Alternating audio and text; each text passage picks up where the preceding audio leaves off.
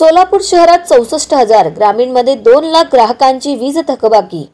मागील 3 महिन्यापासून एकही रुपयांचे वीज बिल न भरणाऱ्या ग्राहकांची महावितरणाने यादी तयार केली आहे। आता त्या ग्राहकांचे वीज कनेक्शन तोडण्यात येत आहेत। सोलापूर शहरातील घरगुती, औद्योगिक व व्यापारी 64,832 ग्राहक, तर ग्रामीणमधील 2,09,000हून अधिक ग्राहक थकीत आहेत। त्यांच्याकडे 60 कोटी रुपयांची वीज बिले थकीत आहेत। घरोघरी विजेचा प्रकाश पोहोचविणाऱ्या महावितरणालाच थकबाकीचा शॉक बसत आहे। जून अखेर जिल्ह्यातील 2.5 लाख ग्राहकांकडे महावितरणाची 71 कोटी रुपयांची थकबाकी होती। आता वीज तोडणीची विशेष मोहीम हाती घेतल्यापासून एका महिन्यात 11 कोटींची थकबाकी वसूल झाली आहे।